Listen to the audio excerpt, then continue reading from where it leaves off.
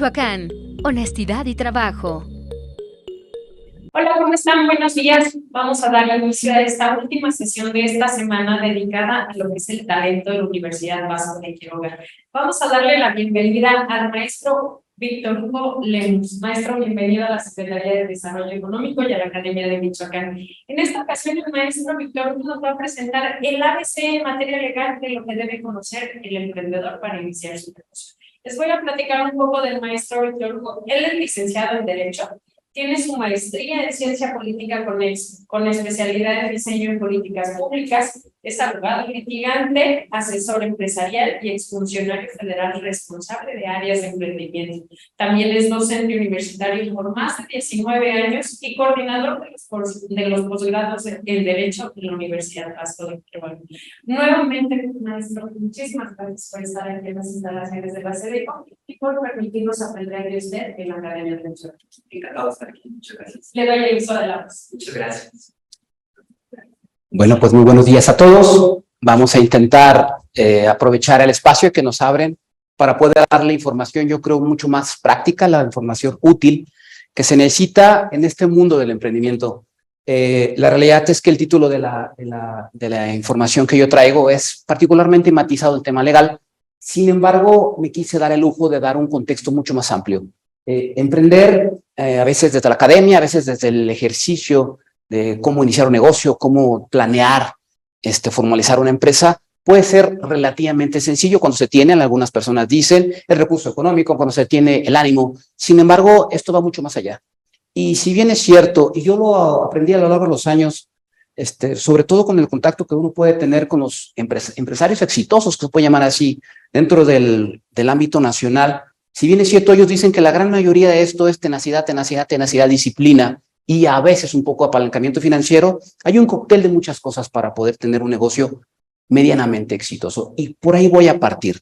Hay muchas cosas que pueden ser muy obvias para la persona que desea emprender, que desea matizar o que desea diseñar un negocio, pero bueno, definitivamente no hay una fórmula mágica. Hay una serie de factores que inhiben o que inciden, el tema de cómo lograr que una persona puede tener éxito en el día a día en el manejo de un pequeño negocio, de un mediano negocio o bien la prestación de un servicio.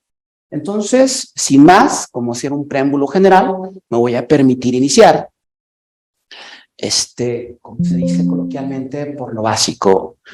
¿Va a estar cambiando? No me cambia la presentación.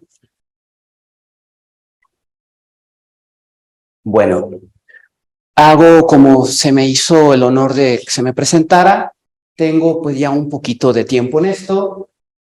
Fui funcionario federal, particularmente me desempeñé como tallerista en varias instituciones educativas de educación superior, sobre todo donde había el ejercicio o la operación de una incubadora de empresas.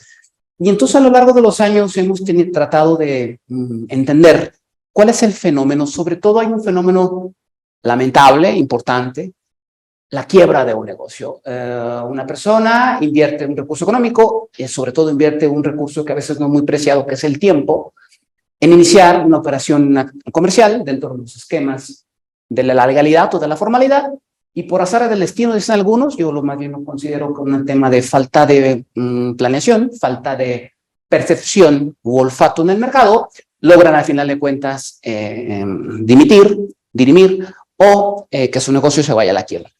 En la actualidad es un fenómeno, y lo hablo de actualidad en los tiempos actuales, y lo hablo hace 20 años, es un fenómeno que hay una gran cantidad de personas en la sociedad que quieren iniciar un negocio, que quieren dinamizar su tiempo, su recurso económico, pero generalmente fracasan. Pues, bueno, voy a empezar yo a darle... Que me regresé.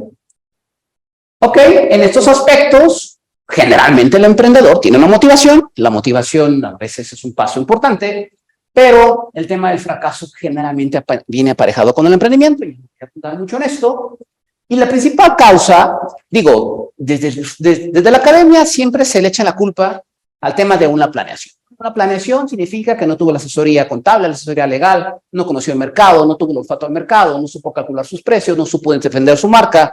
En cuestiones macroeconómicas es que el dólar, es que 20,000 factores. La realidad es que la planeación abarca muchas más cosas. Y entonces, las personas que saben, yo no lo sé, seguramente hay personas que saben de esto, generalmente siempre se aterriza una falta de planeación. Una falta de planeación es una falta de previsión.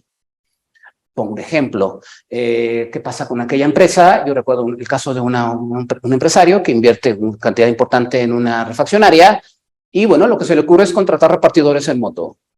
Y ok, el primero que llega le doy el contrato, ten, y tú vas a repartir mis refacciones. El primer día tenía 5 contratados. De los 5, solamente 3 sabían manejar moto, 2 no. El primer día, el primer repartidor que no sabía manejar moto se partió la cadera en 2. ¿Qué es lo que tuvo que hacer el empresario? Pagar una indemnización laboral por cerca de 800,000 pesos. Su negocio quebró en 3 meses. ¿Puede ser una tontería? No lo es. Hay una falta de previsión de muchas cosas. Y tenía el derecho el trabajador de que el patrón le respondiera de manera legal a un accidente de trabajo en una jornada laboral. El tema es que el patrón jamás le exigió una capacitación básica de manejo de moto. Y por más que el patrón dijera, es que cómo se te ocurre venir a pedir trabajo de repartidor de motos si no sabes manejar moto, bueno, ese es un tema de un control interno que tiene que hacer el patrón. Ese es un ejemplo burdo. Entonces, 9 de cada 10 negocios en México, de acuerdo al dato estadístico de hace 20 años, dato estadístico del 2018, perdón, justo antes de pandemia, 9 de cada 10 el primer año de operación quiebra.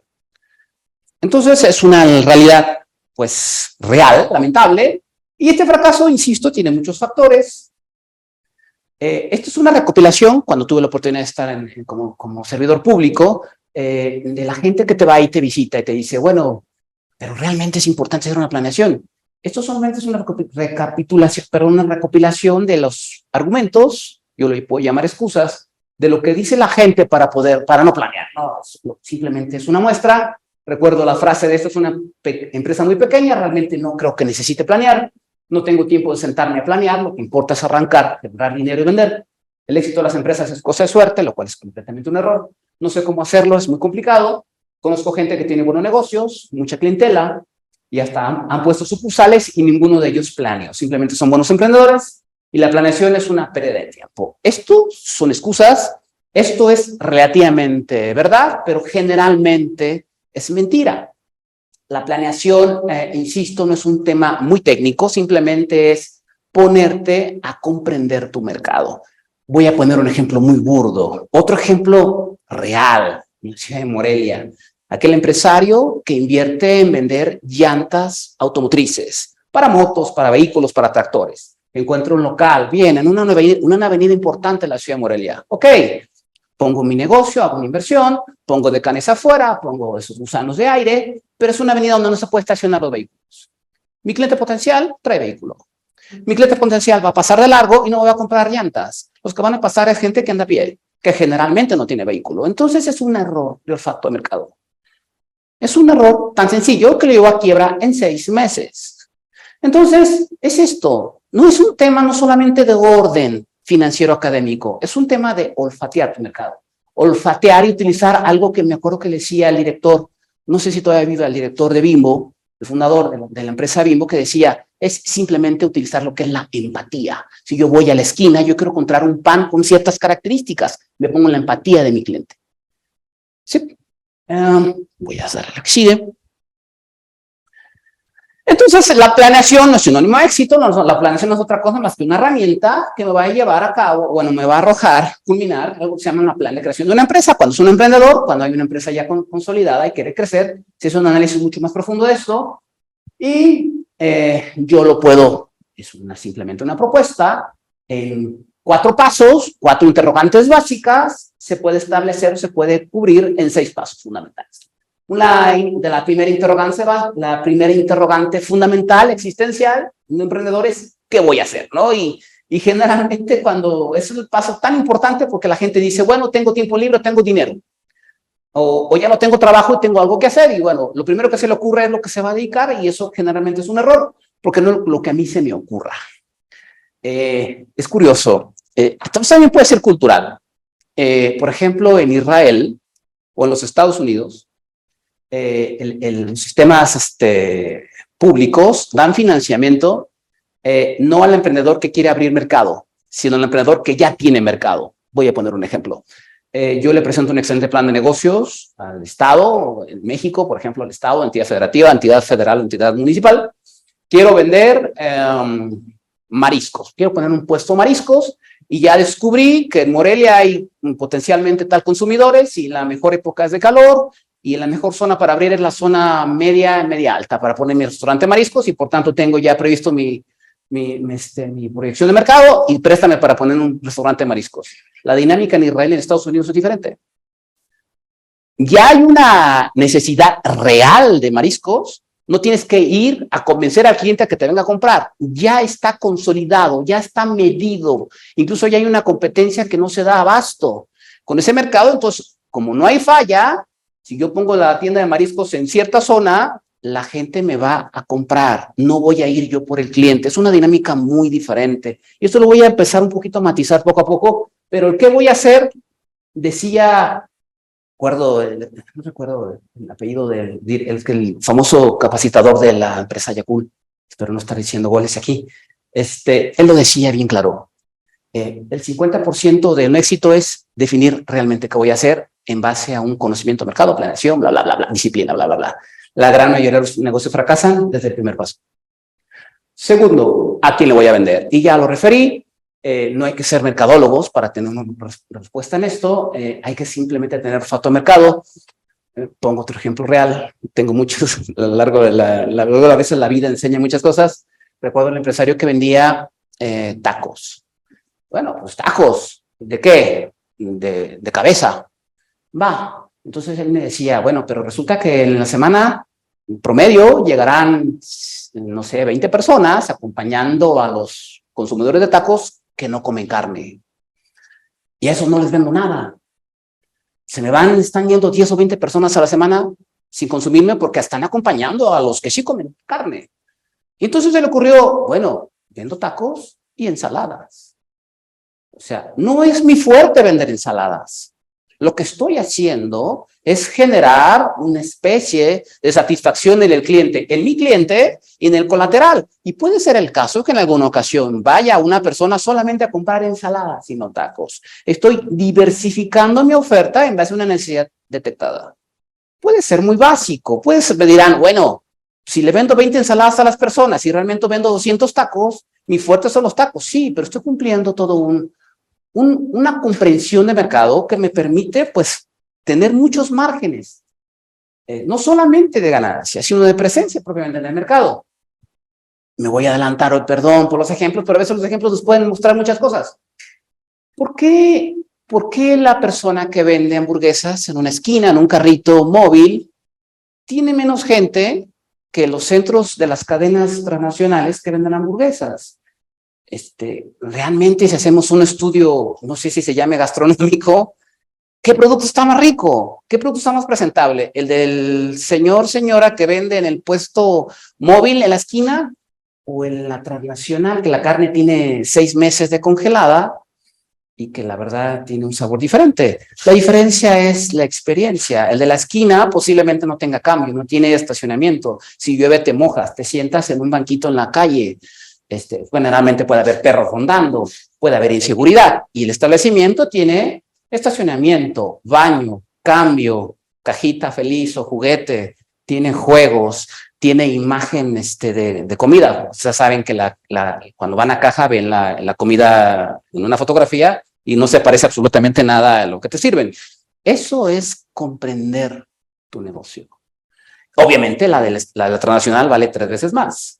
Y la otra vale 3 veces menos, pero bueno, esto es un tema de comprender todo un contexto y a quién lo voy a vender va obviamente ligado a ello, cómo voy a vender mis estrategias de venta.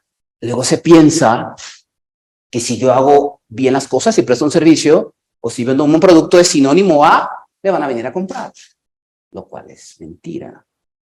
Para poder traer a mi cliente en la puerta de mi establecimiento, que conozca la calidad de mi producto, el precio o la calidad de mi servicio, se ocupa un gran talento para ello. Un fenómeno que pasa, yo soy abogado, soy docente, tanto en licenciatura como posgrado, y luego los que estudian para abogados piensan que saliendo de la universidad, ponen el letrero de bufete jurídico, sinónimo a abre la puerta y va a llegar la gente. No funciona así. No funciona así. Yo puedo poner también otro ejemplo burdo. Y lo último que necesito para arrancar, Y el 90%, yo me incluyo, diremos dinero. Pero insisto, muchos de los negocios con dinero no es sinónimo a un éxito comercial. Es lamentable, conozco muchísimos casos de gente que vende sus propiedades, que tiene una liquidación laboral, que tiene una herencia, que tiene los ahorros de su vida, los invierten y los pierden en un año. Por una mala operación, o no una mala operación, no quiero decir un mal negocio, a lo mejor una mala estrategia de negocio. Puede ser un excelente producto. Y se notan, no sé si ustedes en la comunidad, en la comuna, negocios que abren, no sé, en un mes, ves que hay una inversión, puede estar rico, pero algo falla. ¿Cómo sucede? ¿Suerte? ¿Realmente una persona necesita para vender algo suerte? Yo creo que el término suerte, no, a lo mejor sí existe la suerte, pero no aplica para el tema del negocio. ¿Dónde estás? ¿Qué vendes? ¿A qué horas vendes? ¿Cómo lo vendes? ¿Qué dices? ¿Qué esquema de satisfacción tienes para el cliente? ¿Qué trato tienes para el cliente? ¿Qué garantía das? Tienes un seguimiento. Un seguimiento es, ¿te gustó? Si vendes hamburguesas, ¿le gustó? Ok, por haber venido el día de hoy, hoy es el día del cliente, te regalo unas papas. Hay un sacrificio económico por regalar unas papas, pero el cliente se va con la idea que te tratan bien y que a lo mejor te regalan papas la próxima vez. Entonces simplemente es una estrategia que los norteamericanos lo tienen muy medida. Y entonces estos 4 preguntas fundamentales se transforman en 6 pasos. El último, que curiosamente es el que se marca en mi plática, es donde voy a finalizar, pero hay unos previos. La selección de la idea, que ya lo dije, la descripción de la empresa, todo esto lo voy desarrollando a lo largo de la charla, la mercadotecnia, que es el punto fino, la operación de la empresa, que es el diseño, los aspectos contables y financieros, y por último, el aspecto legal, aunque yo recuerdo un amigo que abrió una gasolinera, lo tenía todo y sigue sin abrir porque no tiene el permiso para abrir, me dirá, estás mal, pero la realidad es que generalmente el aspecto legal es el último paso que se tiene que prever. Porque el aspecto legal nos recae en una licencia, en un permiso, y bueno, habrá que cubrir las condiciones e hipótesis que establece la normativa y lo haces. La normativa no te va a establecer hipótesis imposibles. Ok, selección de la idea. Este paso te ayuda a definir el tipo de negocio que tú quieres, considerando algunos criterios. Fundamental, gustos. Yo no conozco, seguramente lo hay, un empresario exitoso que no le guste lo que hace. Eso es una regla básica.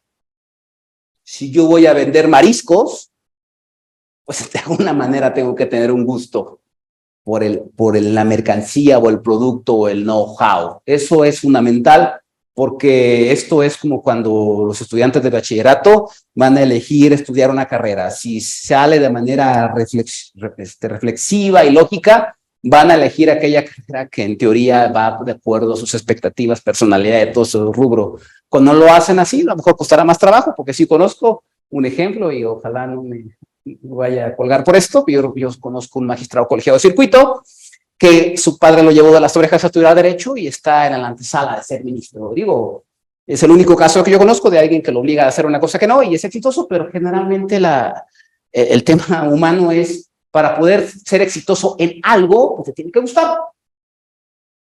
Los recursos disponibles, obviamente, y no solamente me refiero a los económicos, y obviamente, ¿qué experiencia tienes?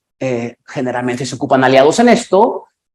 Todos los empresarios exitosos que he podido conocer a lo largo de mi vida profesional, todos no lo hacen solos, nunca. Siempre el aliado puede ser el contador, el socio, el abogado, la familia, el diseñador, el mercadólogo. Siempre hay un equipo detrás. Y esto, porque no puede haber personas todólogas, es imposible.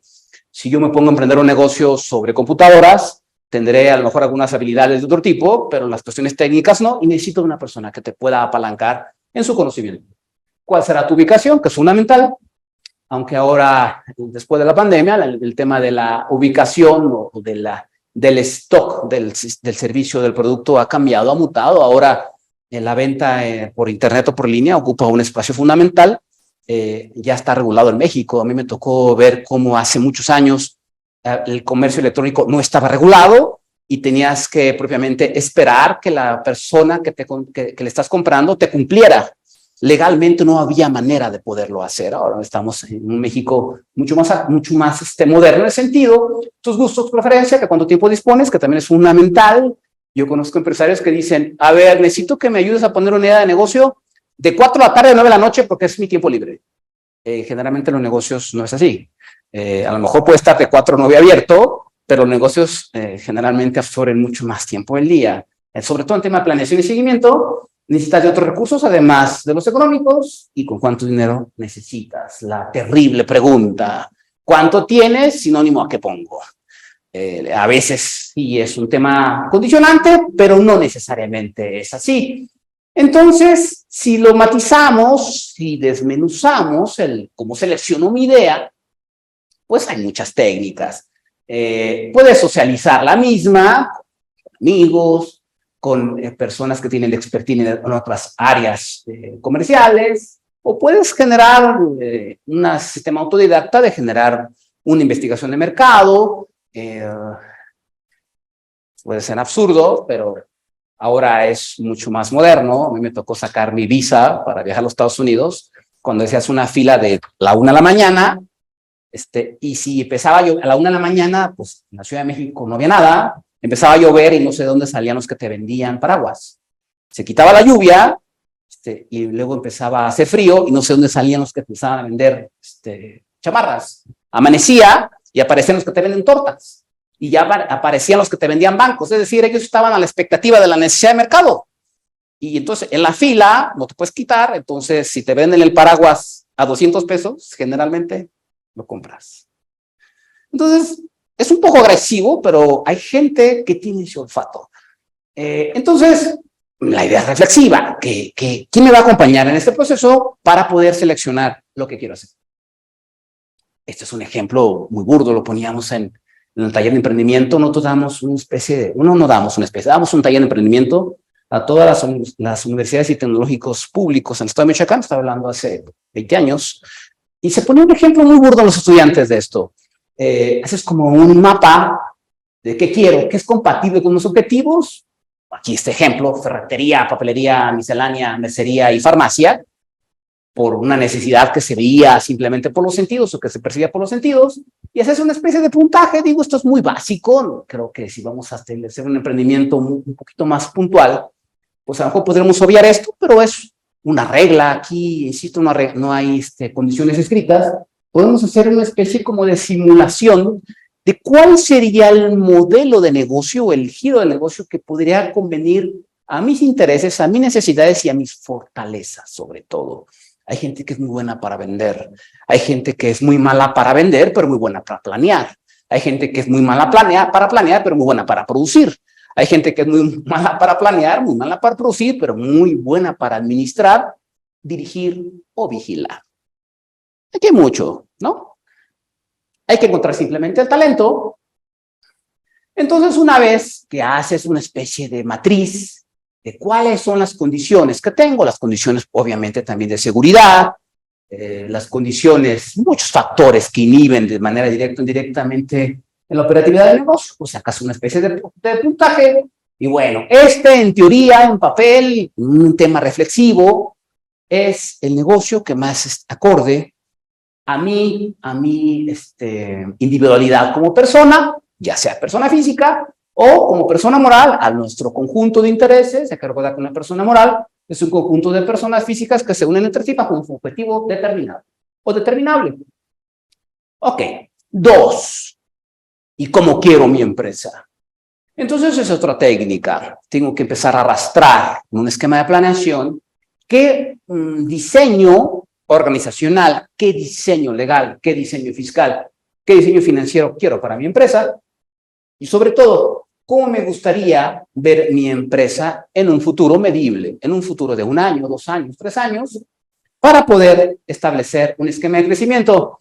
Hay algunas técnicas para esto. La cultura japonesa empresarial establece un principio básico: nunca hagas lo mismo que la competencia que es exitosa, hazlo mejor. Porque si haces lo mismo, quiebras. Esto tiene una razón. La empresa que es exitosa de tu competencia ya encontró el modelo de negocio y tú lo replicas, ellos ya tienen una ventaja. tienen clientes, tienen ubicación, tienen marca, tienen presencia, tienen todo. Si tú lo haces igual, vas a partir sin presencia, sin marca, sin clientes. Lo vas a tener que hacer mejor para poder entrar al mercado. En la industria automotriz, así lo hicieron. Entraron a competir con la industria norteamericana automotriz. ¿Y cuál fue la fórmula? Ok, los otros son autos ostentosos, lujosos, haces autos económicos y compactos que están utilizando un mercado que no estaba cubriendo el productor norteamericano.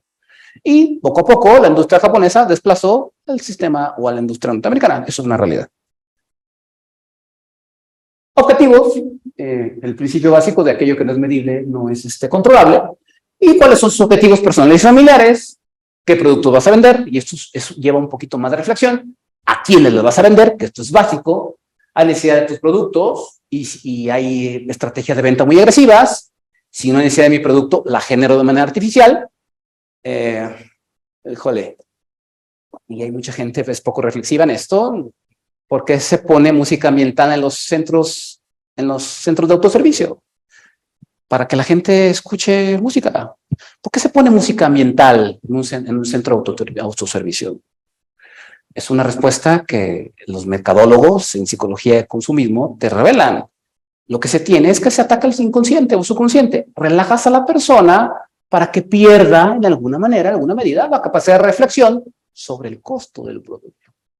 ¿Y por qué pone los productos de poca demanda o de poca movilidad al final o cuando inicia la caja? Bueno, le está recordando al consumidor de que es un producto que a lo mejor no vas por él, no lo necesitas, pero ahí está. Dulce, chocolate, rastrillo, baterías, etc., etc., etc. Esto trae un dinamismo. La psicología del consumismo o provocar un consumo no previsto por el consumidor. Esto es un poco agresivo, hay algunas personas que son críticas de esto. Yo digo que mientras no dañe la integridad o el tema o la esfera jurídica de una persona, no tendría que haber ningún problema. Esto va atado directamente a que no solamente hay que determinar qué consume la gente, sino en algunos casos se puede provocar ese consumo. ¿Cuáles son tus objetivos? Medibles en 1, 3, 5 y 10 años, como lo hacen los empresarios exitosos, establecen más o menos esa dinámica de tiempo. ¿Y qué vas a ofrecer para superar su competencia? Ya lo referí.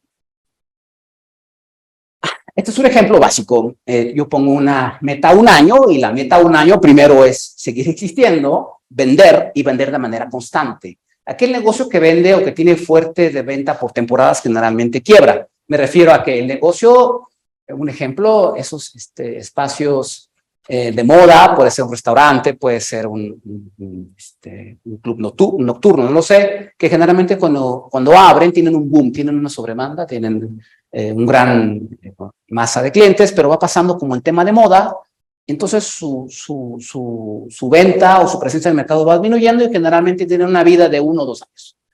¿Por qué es eso? Pues porque tú no generas un dinamismo, porque no ofreces nada nuevo, porque siempre da lo mismo. Entonces, si tú no varías, tú no identificas qué es lo que consume tu cliente, entonces vas a tener temporadas altas y temporadas bajas. Si la temporada alta te permite financieramente resistir la temporada baja, estás del otro lado. Pero a veces no funciona así. Entonces, la idea, tú tienes una meta a un año, es que tus ventas tengan promedio, pues sean, ¿cómo se dice?, rentables. A 3 años, por poner un ejemplo, es que puedas, por ejemplo, penetrar en otro espacio de mercado geográfico, como abrir una sucursal, y 5 años que puedas incluso vender tu modelo de negocio a través de una franquicia, por ejemplo, o puedes ser proveedor. Esto es un esquema que, sobre todo en la cultura europea, lo tienen muy previsto. A veces caen los excesos. Yo recuerdo, en este mundo chiquito, yo recuerdo a un empresario que puso su modelo de negocio de vender tintas para impresora, recargables para impresora. Entonces, él empezó a vender como franquicia, pero pues para poder vender como franquicia, primero tiene que ser un modelo exitoso de negocio, pero no era un modelo exitoso de negocio. Él simplemente se le ocurrió brincarse en los 2 primeros pasos y empezar a vender franquicias. Entonces, yo creo que es una especie de fraude porque le vendía la franquicia a una persona diciéndole que era un modelo de negocio exitoso. La realidad es que no. Comprabas una franquicia, pero no, una franquicia en teoría es un sinónimo de éxito comercial, pero no, porque el modelo no era exitoso. Digo, luego el mercado pone cada quien en su lugar, pero esto es más o menos un básico de cómo se puede establecer un medible de metas en 1, 3 y 5 años. Bueno, una vez que has definido medianamente qué quieres, entonces ahora sí vas a ocupar el apoyo de algún técnico. Y el apoyo de un técnico, por ejemplo, si lo quieres hacer bajo un esquema de persona moral, las ventajas que tiene esto y las desventajas que tiene esto. Esto depende del modelo de negocio que tú necesitas. Si va a ser una persona física, hay figuras asociativas muy poco conocidas. Por ejemplo, hay una figura que se llama empresa integradora, yo la conocí en la Secretaría de Economía. Es una figura que viene de la Segunda Guerra Mundial, inventada en Italia, que tiene beneficios fiscales y que es prácticamente desconocida y que es un modelo de persona moral que si tú lo aplicas a un sector productivo, es altamente eficiente. La idea es hacerte del conocimiento técnico fino para poder pulir, para poder afianzar tu modelo de negocio. Entonces, empieza un reto importante. Lo que llaman, en la academia se llama la ventaja competitiva. ¿Por qué mi cliente me va a preferir a mí y no a la competencia? Y aquí generalmente nos desgastamos diciendo, pues es que voy a vender cosas que la competencia no tiene. Voy a dar lo más barato que la competencia. Voy a dar la imagen, voy a dar muchas cosas que la competencia no tiene. Bueno, ¿realmente la ventaja competitiva va a tener un impacto en el consumidor? Esto requiere un análisis. Curiosamente ayer, pasé por un establecimiento, por no hacer promoción gratis de esto, decía, panadería abierta 24 horas. Ayer pasé, fui por mi vehículo y el mecánico me lo entregó noche, 24 horas, y venía pensando, a ver, ¿quién compra a las 2 de la mañana pan? Bueno, a lo mejor una embarazada que tenga tofu, puede ser un taxista, los policías, un café, perdón, un fanático del pan. Pero si sumamos esas personas, ¿realmente justificará el salario de un empleado a las 2 de la mañana, anaqueles, servicio de electricidad? Supongo que el pan debe estar en condiciones. Yo supongo que para hacer eso hay una medición de mercado y es rentable. Supongo. Porque, por ejemplo, hay otro, ya sin decir nombres, ya no voy a decir nombres, esas establecimientos comerciales, farmacias que abren 24 horas, ¿se justifica que estén abiertos? Sí, pasen ustedes a las 3 de la mañana, hay fila, pero curiosamente la gente no va a comprar medicamentos a las 4 de la mañana. Va a comprar refrescos, botana, pues, ¿no? Para seguir la fiesta, cosas así, ¿no? Entonces, eso es percibir el mercado. ¿A qué voy? Entonces, la ventaja competitiva del negocio que vende pan 24 horas es decirle a la gente, yo vendo pan 24 horas, habrá que ver si es rentable, no lo sé. Yo ayer pasé, no era tan noche, eran como las 11, no tenía nadie, pero a lo mejor después de las 11 aparecen los clientes, no lo sé. Y yo recuerdo otro negocio similar, el autolavado 24 horas, el taller mecánico de 24 horas. ¿Será rentables? Ambos son rentables, porque el autolavado de 24 horas estaba lleno de taxistas y de estas plataformas Uber, de gente que entregaba el vehículo, lo entregaba limpio, y el mecánico 24 horas es el que arreglaba los vehículos de reparto que en el día trabajan y en la noche se ocupan de reparar. Entonces es simplemente encontrar mercado. Y se hacía redituable, porque vamos a términos legales, la jornada laboral nocturna se paga diferente a la diurna. ¿Sí? Ok. Entonces, ya una vez que me identifico mi ventaja competitiva, soy amable, tengo botarga, porque puede ser válido, ¿no? El negocio que vende comida tiene botarga. La botarga va dirigida no por ejemplo, si vas a vender comida, hamburguesas, y pones una botarga bailando afuera, evidentemente la botarga no es para el que va a pagar las hamburguesas, es para los hijos de los que van a pagar las hamburguesas. Papá, quiero hamburguesa. Papá, quiero hamburguesa. Llegando el niño le va a valer un cacahuate como sabe la hamburguesa. Bailó la botarga y entonces el padre no tiene otra opción de, bueno, hamburguesa. Eso es encontrar un mecanismo de ventaja. Entonces, esa es la ventaja competitiva. Puede ser. Entonces, una vez con todo lo que dije, entonces puedo abrir más temprano, puedo competir en precios, sacrificar utilidades para poder entrar al mercado sin llegar a competencia desleal, porque ese es el otro paso, ya se convierte en ilegal. Entregar a domicilio, por internet, vender en línea. lo digo con todo respeto, las personas, por ejemplo, que venden juguetes para adultos, tengo conocimiento de un amigo, cuando entregan es sin nombre del producto. Se imaginan que lleguen a tocar el timbre y salga la vecina. Entonces, esto tiene una lógica. Esto es conocer tu mercado. La mayoría, entonces, de los empresarios obvian esto. Si el taquero de la esquina vende mucho, voy y me siento encubierto a comprarle tacos. Digo, bueno, pues el taco es igual, sabe más rico el mío. Hay salsa verde, tienen una televisión, digo, estoy hablando del típico negocio del taco, y una tele y una servilleta. ¿Cómo lo voy a hacer diferente? Pongo 3 salsas más. Pongo una servilletero más decente. Pongo el menú digital. Pongo tacos y quesadillas. Aquel vende refrescos, yo vengo refrescos y jugos. Tengo mi ventaja competitiva. Doy más. Ni siquiera sé si voy a vender más, pero lo estoy metiendo en el consciente, en el subconsciente del consumidor, que soy mejor. Empoderar al consumidor es una herramienta fundamental en el consumo. Si tú vas en una tienda departamental, vas a vender champús, la idea es que tengas 20 variedades de champús. No importa que no tengan mucha movilidad nada más, no importa que no se vendan o no se vendan. El tema es que el cliente tenga el empoderamiento de decir, de los 20, quiero este. Porque si tú utilizas una lógica de, ¿para qué compro 19 otras marcas de champús? Solamente se vende una, nomás pongo una. En la cabeza del cliente no tiene la capacidad o se le disminuye su potencial de decisión. A lo mejor ya sabes que se va a llevar el único champú que siempre se lleva, pero si le pones 20, lo más probable es que vaya porque le gusta elegir. Esto, y no soy mercadólogo, hay mucho conocimiento de esto de psicología, cómo consumen las personas. ¿Cómo voy de tiempo? No voy tan bien, voy atrasado, y me falta mucho, pero voy a hacerlo mucho más ligero.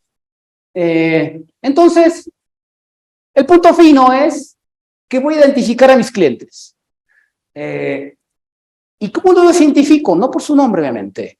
Mi cliente es en qué estatus social, clase media alta, baja, media baja, edades, qué gustan, qué no gustan, a qué horas pasan, cómo pasan caminando, pasan en vehículo, traen mascotas. Otro ejemplo, me encanta poner esto, no voy a decir nombres, un empresario, recuerdo de la Ciudad de México, que vendía donas. ¿Dónde está el éxito de vender donas? Él franquiciaba, tenía 700 franquicias en la nivel nacional. Un estudiante de X universidad, tampoco voy a dar publicidad. ¿Cómo le hizo para franquiciar donas? Bueno, su modelo de negocio era bien sencillito. Él solamente vendía donas en los kioscos dentro de centros de autoservicio, plazas comerciales, nada más. Primera regla. Segunda, siempre afuera de los cines. Tercera regla, tenía como una especie de ventilador. Un ventilador, o sea, las donas, y ese ventilador arrojaba el olor a la dona hacia los que iban saliendo del cine. En el cine no venden donas. Sinónimo, cuando las personas, por consumismo, van al cine, antes de entrar al cine o saliendo del cine, detectan el olor a dona. Y la dona está a 3 pasos. Y compran donas. Y él se dio cuenta, por ejemplo, que cuando iban en pareja, de edades de 15 a 20 años, las mujeres tenían cierta predilección a las donas de chocolate. Y los varones, que generalmente consumían menos donas, tenían predilección a donas de otro tipo de sabores. Entonces él lo tenía tan masticado que decía, voy a vender mi franquicia, requisito es, me la vas a comprar en un kiosco, dentro de un centro comercial, cerca de un cine, y vas a vender de chocolate y de estas. ¿Quieres? Te vale tanto. Y generalmente era sinónimo de éxito. Entonces, esto es conocer a tus clientes. No sé si existan esas donas, creo que ya no existen, a lo mejor ya, no sé, la gente se hartó de las donas. ¿Dónde se localizan tus clientes? ¿Cómo cuántos serán? Esta es una pregunta tan compleja y tan sencilla de hacer. ¿Cuánto tengo que vender para ser exitoso, para ser rentable? Esto no es una cosa más que sacar unos números, sacar mis costos, sacar mis utilidades, sacar mis promociones, mi estrategia, mis gastos fijos, mis gastos duros, mis gastos variables y todas las expectativas. Hay una regla que yo jamás he puesto en práctica. Recuerdo un empresario un amigo mío que me decía, generalmente para tener un negocio exitoso, de las utilidades hay que partirlas en tres. Una, reinversión. Dos, ahorro, para crecer. Y tres, fondo. ¿Un fondo para qué? Generalmente es para retiro o para imprevistos. La reinversión es ya de utilidades. Lo que saco lo vuelvo a invertir en el negocio. Voy dándole movilidad a mi tema de producto o servicio que tengo. Dos, el ahorro. Y el ahorro es para crecer. Si yo vendo lo mismo, si yo vendo 20 pollos y lo que saco es para comprar 20 pollos, nunca voy a crecer. Si vendo 20 pollos hoy, esta semana 20 pollos diarios, la idea es que la próxima semana venga 30. Tengo que tener el recurso económico para la primera semana vender 20 y después 30 y después 40. Si nunca vendo más de 40, ese negocio ya se estancó. Ya no le puedo vender a nadie más. A lo mejor es rentable y sale para la renta, para todo, pero nunca voy a crecer. Y si de mis clientes uno se enferma o ya se murió y uno ya no vive ahí, ya voy a irme a la quiebra porque no puedo vender más. Entonces generalmente son temas reflexivos, con qué frecuencia me compran, qué me gustan, cómo me compran, efectivo, bla, bla, bla, bla, qué productos prefieren y cómo darás a conocer esos artículos de manera constante. Son, obviamente, temas que aplicarían si habláramos de un negocio en particular, hablamos de manera general. Ya conocí a mis clientes, ya identifiqué mi competencia, ya definí qué mercancía debo vender, en qué cantidad debo de vender y a qué precio debo de vender. Si no tengo, perdón, ser tan insistente en esto, si no tengo identificado esto, lo más probable es que mi negocio se vaya a la deriva. Ahora sí utilizamos la suerte. Con suerte venda. Y a lo mejor luego se piensa, ya los comerciantes o los empresarios ya más consolidados dejan de pensar así, pero muchos todavía va entrando flujo efectivo a caja y piensan que por tener dinero en caja mi negocio es rentable. Pero cuando se llega el tiempo de la renta, de los salarios, del aguinaldo, y empieza a retirar ese recurso de efectivo, te das cuenta que nunca fuiste rentable, que simplemente estabas dándole vuelta al dinero, pero sigas esperando con pérdida.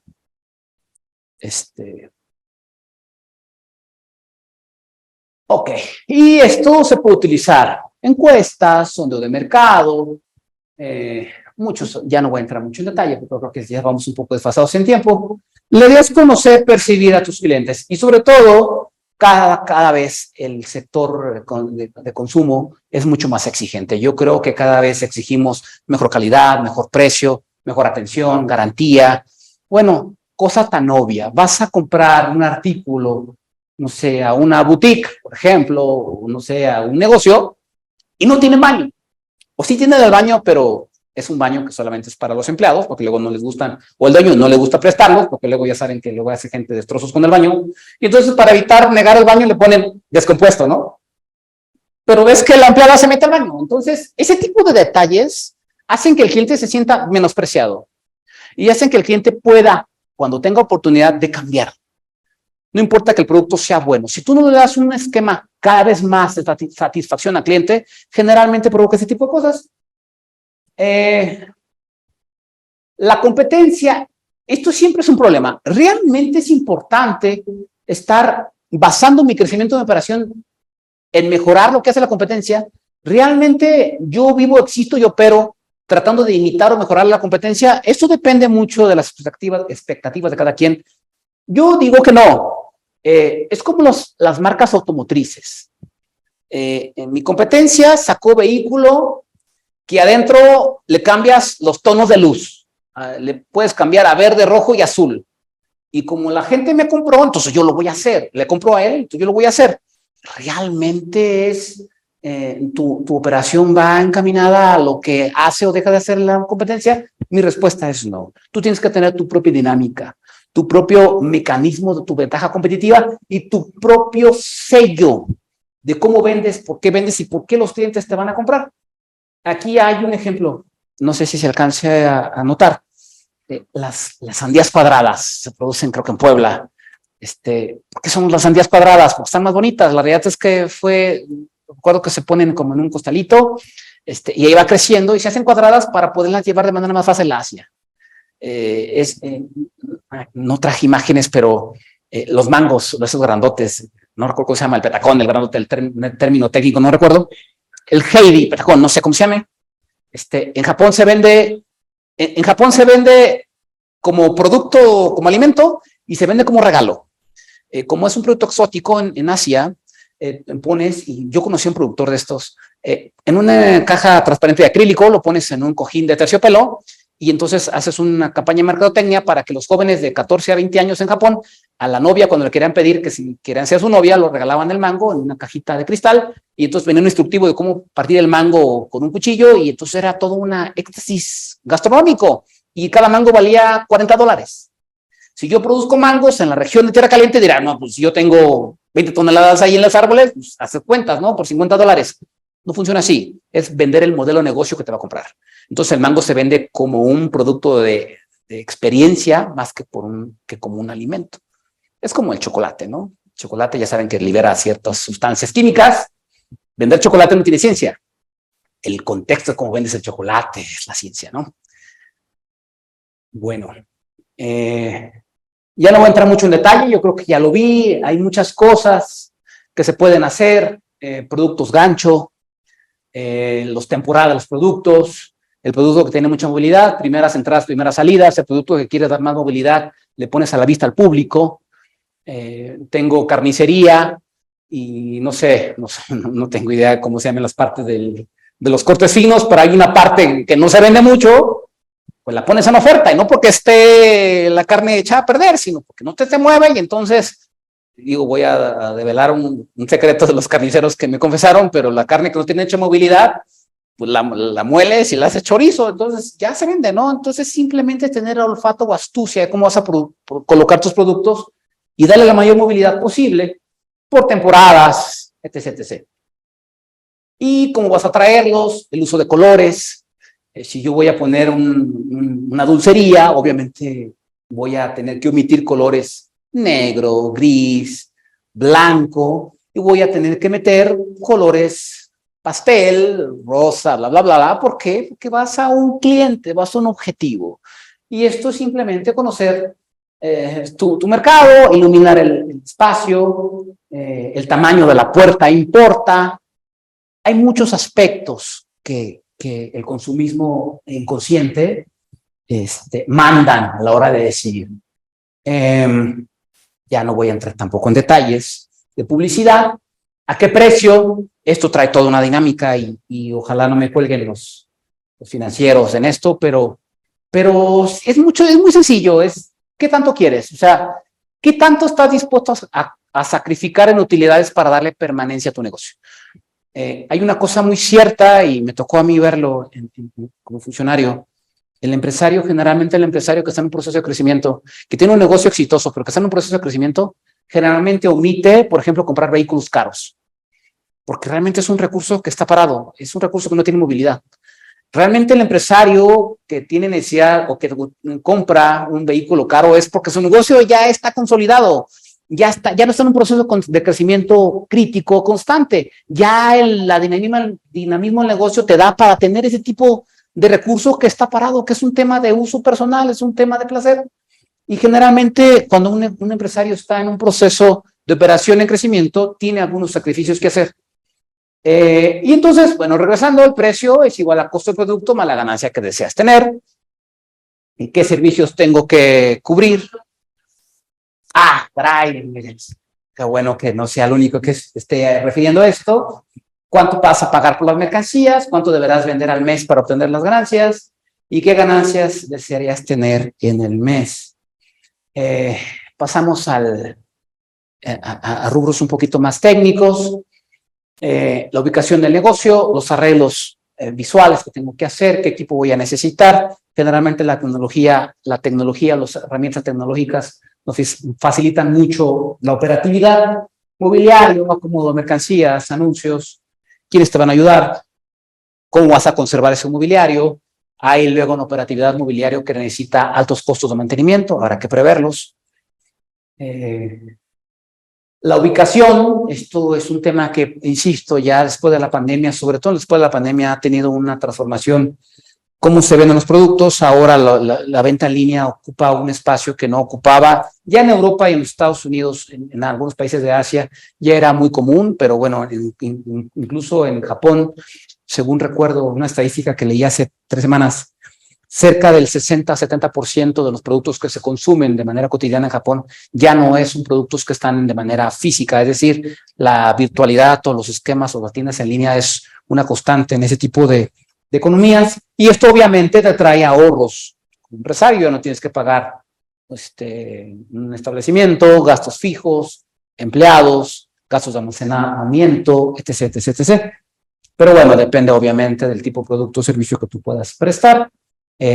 Ha llegado a tal la dinamismo de esto, por ejemplo, y los psicólogos no me dejarán mentir, que ahora es, tanto para el psicólogo, el oferente del servicio, como para el cliente potencial, es mucho más práctico tener sesiones de terapia en línea que de manera presencial, por todos los aspectos o ventajas que tiene, y obviamente sí se quita el aspecto de la personificación o el trato directo de la persona, pero bueno, en algunos esquemas funciona, y simplemente es utilizar las herramientas que nos da la tecnología para poder tener presencia en el mercado.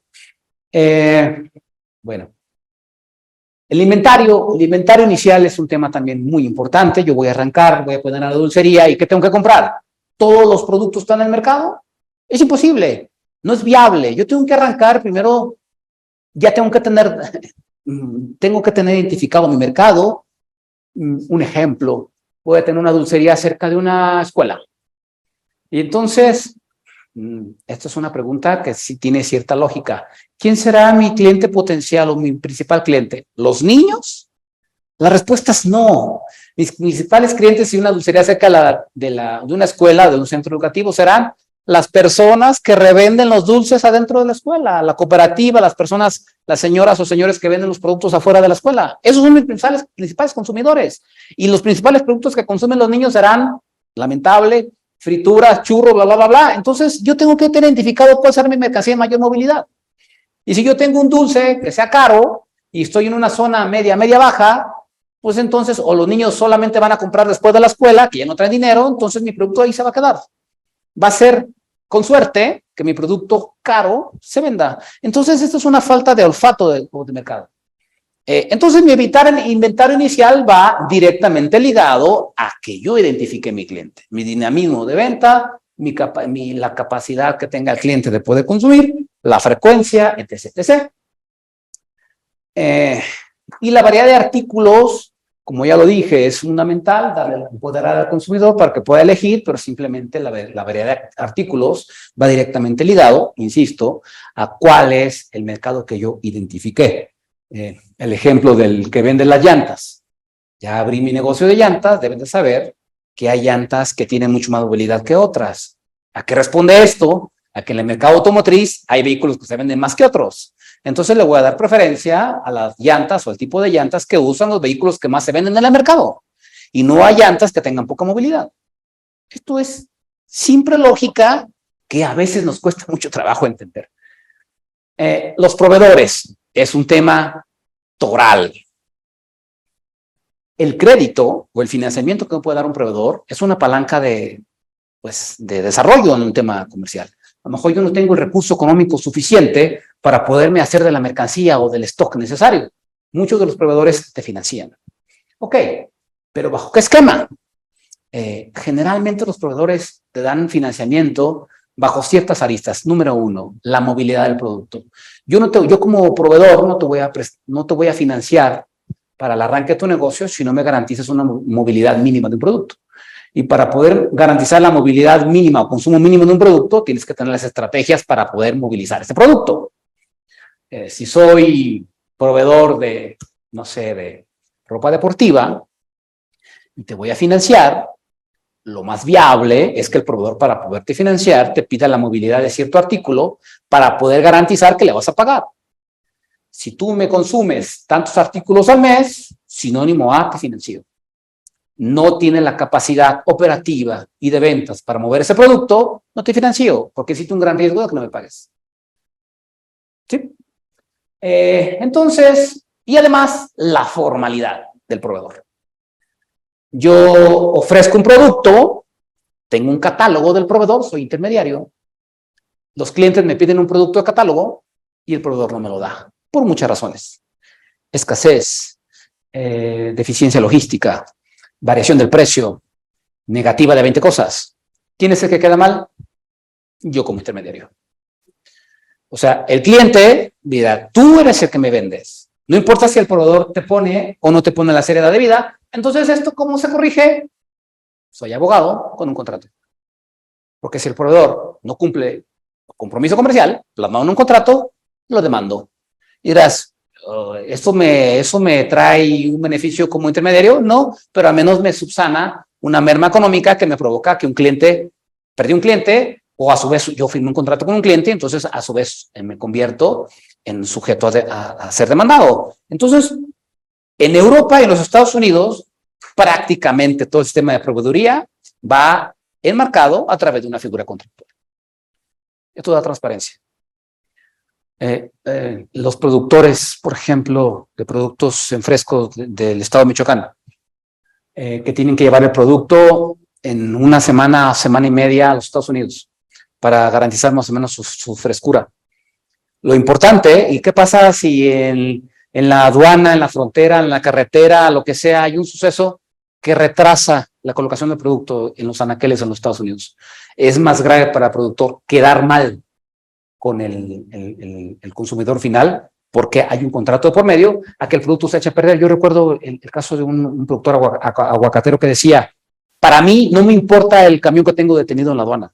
Vas a perder, vas a tener un impacto económico de, no sé, X miles de pesos. Te va a echar a perder. Para mí lo más importante es quedar mal como proveedor en un stock en los Estados Unidos, en Texas, porque soy sujeto a demanda. O soy sujeto a que se me cancele el contrato de proveeduría por quedar mal. Entonces, ¿esto cómo se corrige? En términos técnicos, a través de la formalización con tus proveedores y la relación con tus proveedores. El mobiliario y equipo, creo que ya estoy sobre tiempo, pues es un aspecto sí contextual, pero también es importante en la inversión que se tenga en ese tipo de accesorios, equipos de refrigeración, anaqueles, estantes, exhibidores, teléfonos, todo la serie. Los bancos gastan cantidades importantes de recursos uniformando a sus empleados, poniéndoles generalmente ambientaciones modernas bajo el esquema o matiz que tengan los bancos, y lo hacen cada 6 meses, porque es su modelo de negocio. El tema de la vestimenta, el tema del saludo, el tema de la ambientación para los bancos es fundamental. Entonces, ellos lo perciben. Un banco que no entra en este dinamismo generalmente pierde los clientes bajo los cuales va. Hay bancos que le dan énfasis al tema, por ejemplo, del sector joven, al sector empresarial, al sector productivo, al sector agrícola, etc. El personal que va a acompañarte en el tema de la operación, aquí entramos ya a un tema un poquito de derecho, un tema legal. En nuestro país ha habido 2 grandes reformas en materia laboral. Ahora, hablo de la actualidad, se puede tener jornadas laborales por horas, se pueden tener jornadas laborales diurnas, nocturnas, mixtas, se deben de tener algunas prestaciones mínimas para los trabajadores, y todo esto se prevé y se planea. Voy a hacer un pequeño pausa para tomar agua. Puse el ejemplo del empresario que vendía refacciones y quebró por una mala previsión en sus responsabilidades laborales. La realidad, yo soy abogado litigante, la realidad es que la normativa laboral establece muchas ventajas para los trabajadores, pero ese es el plano, ese es el contexto real bajo el cual el emprendedor tiene que enfrentarse. Tiene que establecer un esquema de previsión, una recomendación que desde hace 20 años la he escuchado. Siempre se tiene que tener formalizada la relación laboral del emprendedor con sus trabajadores, siempre que es formalizada en un esquema contractual, donde no exista ninguna interpretación de a qué horas llega a trabajar, dónde va a trabajar, cuánto va a ganar, qué va a hacer. Siempre, porque es un esquema contractual de derechos y obligaciones entre ambas partes. ¿Y a qué voy con todo esto? Ya dándole el punto de vista pues un poco más coloquial, de que el patrón no puede tener empleados todólogos. Porque luego, en un esquema de demanda, el trabajador dice, es que yo hacía y deshacía 20 cosas. y el patrón me ponía a hacer 20 cosas y me pagaba tal cual salario, y el patrón legalmente está obligado a probar que no es así. La palabra del trabajador, guardando obviamente todas las dimensiones con mi comentario, no es que sea la definitiva, pero sí el patrón está obligado a probar. La carga de la prueba en muchos aspectos la tiene el patrón. ¿Y esto cómo se equilibra la balanza en esto? Con un esquema contractual, donde las funciones administrativas, de operación y productivas quedan perfectamente plasmadas en un contrato. Y entonces, porque el patrón va a contratar a la persona que estime, que no lo conoce, estime, valore o perciba, pueda ser la persona idónea para desempeñar alguna función dentro del negocio y que le pueda ayudar al patrón en su conjunto a generar un esquema exitoso. Y entonces, lamentablemente, existen muchos esquemas donde el patrón se equivoca y el trabajador no tiene las expectativas que el patrón estimaba necesarias. Lo veo o lo hablo del punto de vista del patrón. Si lo hablamos del punto de vista del trabajador, el trabajador tiene todo el derecho a la intención, las expectativas de crecimiento en una empresa, que se le reconozca su trabajo, que se le pague un salario digno, bla, bla, bla, bla. Pero hablo del punto de vista del emprendedor, del patrón. El esquema de la profesionalización y de la transparencia de la elección del personal es fundamental. En ese ensayo y error, bajo una figura contractual que se llama contrato a prueba, el patrón puede establecer, medir de manera mucho más factible si un trabajador cumple con las expectativas productivas de actitud que el patrón estima necesarias para poder desempeñar el negocio. Aspectos contables. No soy contador, no voy a entrar en ramos que no domino, pero hay aspectos fundamentales en materia financiera y contable a observar. ¿Dónde voy a invertir el recurso? ¿Cómo lo voy a recuperar? ¿Cuánto recurso espero, en cuánto tiempo espero recuperar el recurso o la inversión? Lo que le llaman algunos el punto de equilibrio o el punto de retorno, la tasa de retorno, perdón. Mis principales gastos y cuál va a ser mi utilidad.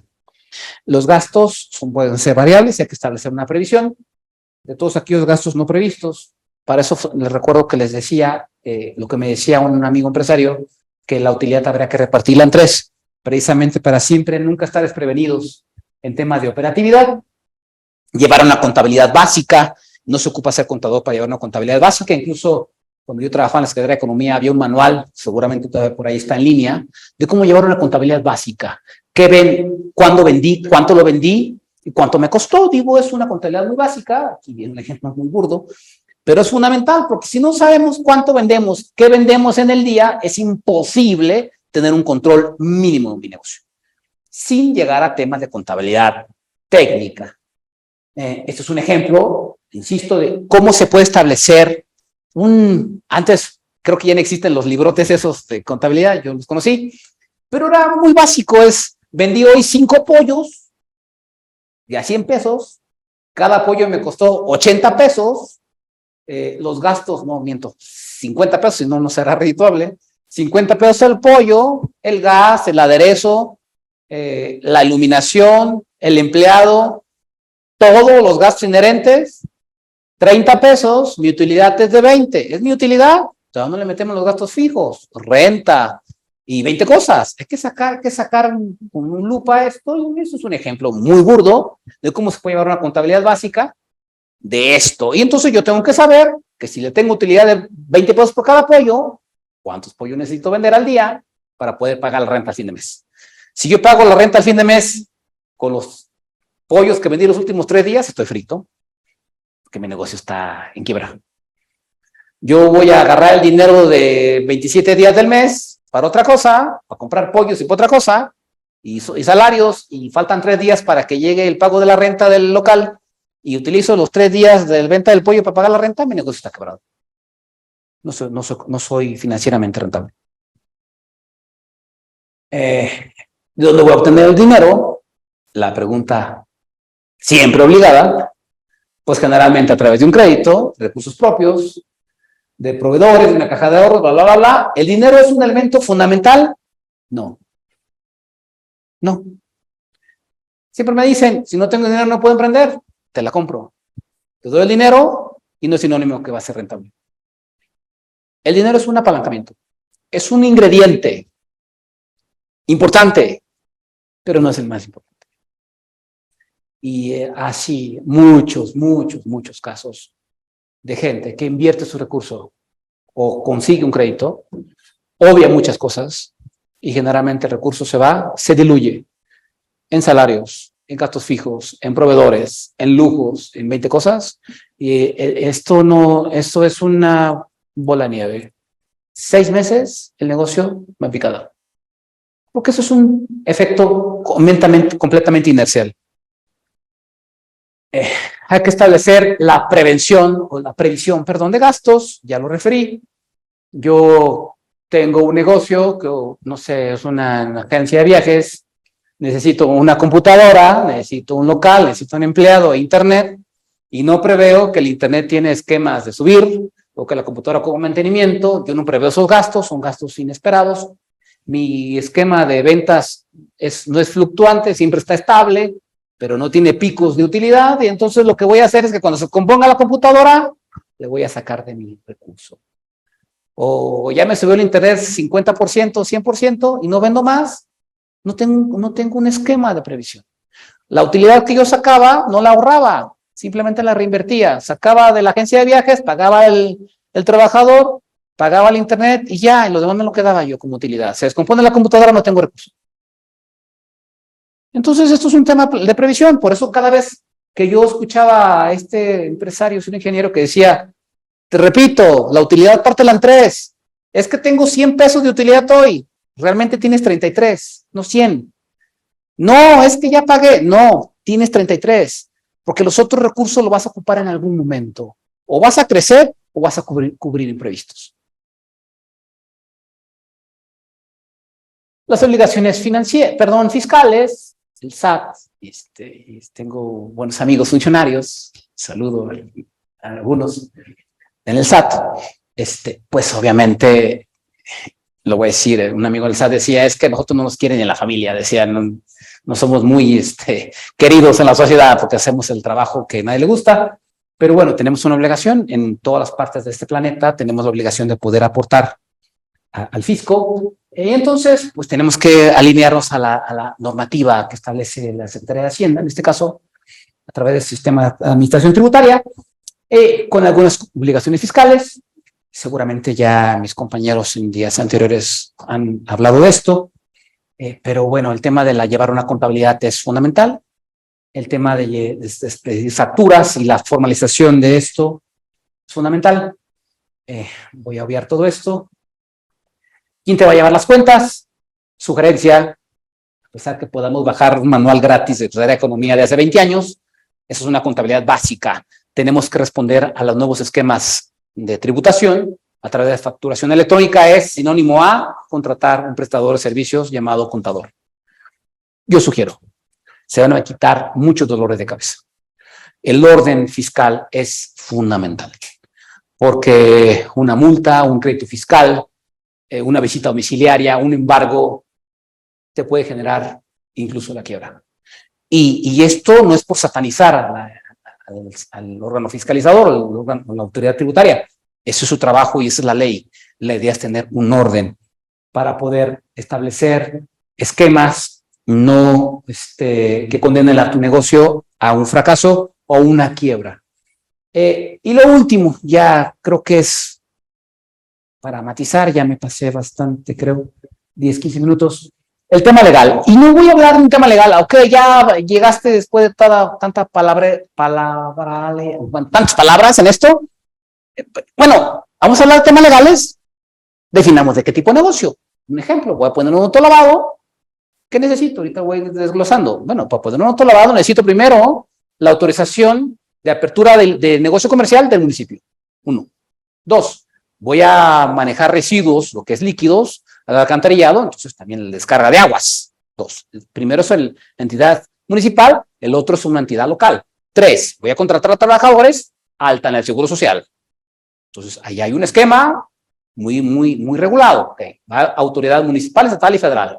4. tengo que existir para el Estado como un empresario, un comerciante, alta en Hacienda. 5. Ok, quiero establecer un negocio rentable, mi autolavado va a ser exitoso, voy a franquiciar.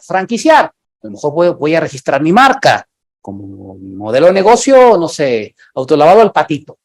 6. ¿Qué más? Voy a vender aromatizantes, cera, lo que sea.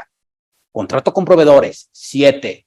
¿Qué más? Lo que se me ocurre en una simple idea de negocio son los trámites legales que voy a hacer.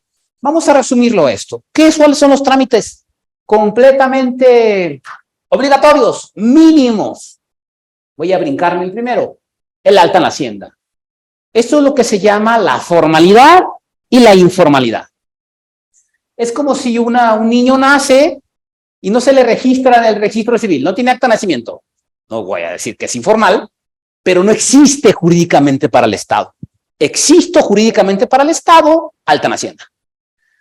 Para algunos comerciantes o empresarios dicen, es que tú mismo te estás condenando. No te estás condenando, estás viviendo, estás dándole a la vida legal. O sea, existe jurídicamente un alta en Hacienda. Como persona física, un individuo mayor de 18 años, con capacidad de ejercicio, o una persona moral. Y hay muchos modelos de persona moral.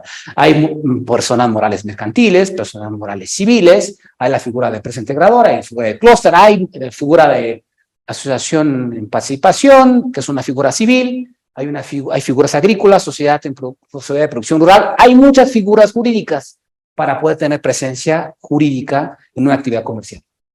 Los aspectos sanitarios, depende de qué modelo de negocio. Un hospital, una guardería, voy a vender plátanos. No se ocupa un aspecto comercial, porque es un producto en fresco, pero bueno, depende del tipo de negocio, es el requisito, perdón, o la autorización específica de alguna autoridad sanitaria.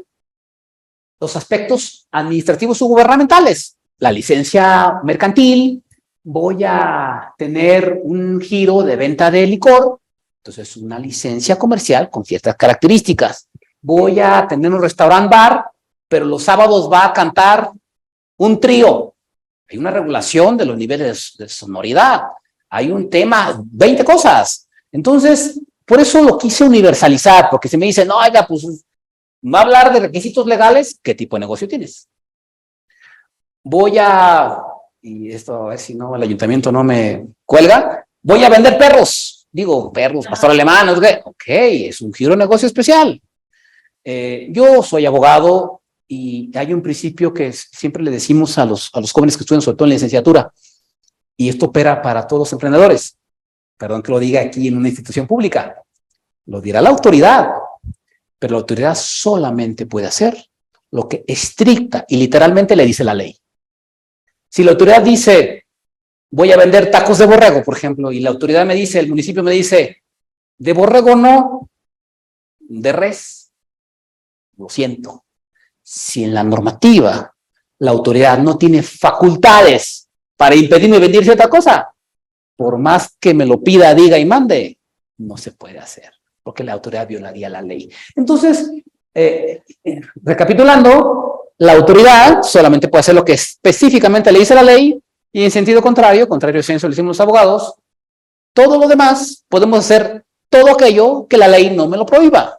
Si yo busco en el catálogo normativo, si puedo vender perros, entonces si la normativa municipal me dice no puedo vender perros, no puedo. Pero si lo dice la normativa en Morelia y en Tarímaro no, y vivo en la colonia Los Ángeles, hablando de los que estamos en Morelia, nomás me brinco una cuadra, digo una banqueta, y entonces en una banqueta puedo vender perros, y en la otra banqueta sí puedo vender perros. A ese grado absurdo puedo llegar, porque hay que ver qué normativa me regula para poder sobre eso establecer mi operatividad. Y los aspectos laborales, que son particularmente el tema de los contratos. Todas las obligaciones laborales que tiene el patrón para con los trabajadores, esquemas de cubrir salarios, aguinaldo, reparto de utilidades, periodos vacacionales y demás cargas laborales que ya sean un tema de sindicato o en relaciones individuales de trabajo se tienen que cubrir. Esto es un tema de conocimiento técnico. Hay otro principio que dice que el desconocimiento de la ley no te exime su cumplimiento. Yo soy patrón y pues me doy cuenta que el 1 de enero puede haber gente que me pueda comprar mi producto. Tengo que tener la obligación de pagar salarios distintos al trabajador que va a laborar un día inhábil declarado legalmente. A eso me refiero con esto. No le doy mucho énfasis a esto porque esto está en las normativas. Hay que buscar la normativa, ver dónde me encaja mi modelo de negocio y simplemente la cumplo. Esto es más sencillo que ponerme a planear. Esto es más sencillo que elegir qué negocio quiero hacer. Porque en el otro es una decisión trascendental. Aquí simplemente es cumplir un instructivo normativo de qué puedo y qué no puedo hacer. De mi parte, sería todo. Ya no quiero abundar más. Esto es simplemente un mapa, por ejemplo, de que si yo quiero obtener una licencia de uso de suelo, ¿qué autoridad y qué requisito necesito? Esto simplemente es un mapeo. Y simplemente se cumple. Quiero una licencia de anuncio comercial, veo que dice la normativa municipal. Por ejemplo, en el centro histórico de la ciudad de Morelia es una normativa diferente a una colonia que no está en el centro histórico. Simplemente utilizo el marco normativo y lo cumplo. Y como un resumen, recuerda que las principales causas de fracaso de una empresa, la falta precisamente de planeación. El plan de creación de una empresa no es una fórmula mágica, porque aquí no vengo yo a vender espejos, simplemente es un esquema de reflexión de lo que quiero y por qué lo quiero. Y hay que estar atentos al cambio del entorno del mercado. Aquella empresa que no muta igual que el mercado está obligado a la quiebra. Ejemplos tan absurdos como aquellos giros comerciales que su negocio era rentar películas en video, pues quedaron completamente fuera de mercado porque no cambiaron. La empresa Kodak que fabricaba cámaras fotográficas, ahora creo que existe, pero no sé qué haga. Entonces no te cambias al mercado. Tú debes de ser el principal autor de tu plan de negocios, tu plan de creación de empresas, y el plan por sí solo no significa éxito. Obviamente se requiere pues disciplina y muchos otros factores, ¿no? Pues ahora sí, simplemente una frase, por ahí me encontré, de León Daudy, que dice: solo es capaz de realizar los sueños el emprendedor que, cuando llega la hora, sabe estar despierto. De mi parte es todo. Aquí vienen los datos de contacto. Yo vengo como responsable de los posgrados en Derecho de la Universidad Vasco de Quiroga. Estamos a sus órdenes. Gracias por el espacio. Pues soy todo oídos. Si hay algún comentario que... Maestra, muchísimas gracias. La verdad valoramos muchísimo que usted como titular de posgrados en Derecho haya estado aquí con nosotros en la Secretaría de Desarrollo Económico. Es muy importante todo eso que nos platica. Yo le comentaba en un escrito a nuestra jefa de vinculación, que es quien lleva el área de espacio emprendedor. Y le dije: ven, te quiero presentar a alguien. Entonces ahorita se me da la oportunidad. Me encantaría presentarse. Muchas gracias. Y para ver qué nos puede apoyar más aquí en Espacio Emprendedor con todos sus conocimientos. Gracias. Me siento honrado por tus comentarios. Yo creo que nosotros tenemos un compromiso social desde la academia, es aportar algo a la sociedad. Y yo creo que la necesidad de desarrollar nuestro estado comunitario y aportar algo. Muchísimas gracias, maestro. Solamente quiero terminar esta semana dedicada a este talento de la Universidad Vasco de Quiroga, entregando un reconocimiento al maestro Víctor Hugo Lemos Vargas por su valiosa intervención como ponente en la Academia de Michoacán. Bajo la ponencia El ABC en material legal que debe conocer el emprendedor al iniciar su negocio. Esta ponencia está siendo realizada el 30 de junio del 2023 aquí en Morelia, Michoacán, en las instalaciones de la Secretaría de Desarrollo Económico de Michoacán. Muchas gracias, maestro. Este documento se lo firma mi secretario de Desarrollo Económico, el licenciado Claudio Méndez, quien agradece enormemente su visita y toda su aportación. Muchísimas gracias. Gracias. La siguiente semana también continuamos con el talento de la Universidad Vasco de Quiroga.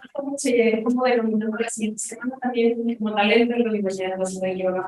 Muchísimas gracias a su rector y a la doctora nuevamente por apoyarnos para que todas estas personas talentosas de esta jornada y de la siguiente hayan estado con nosotros. Muchísimas gracias a todos, que tengan bien lo mismo.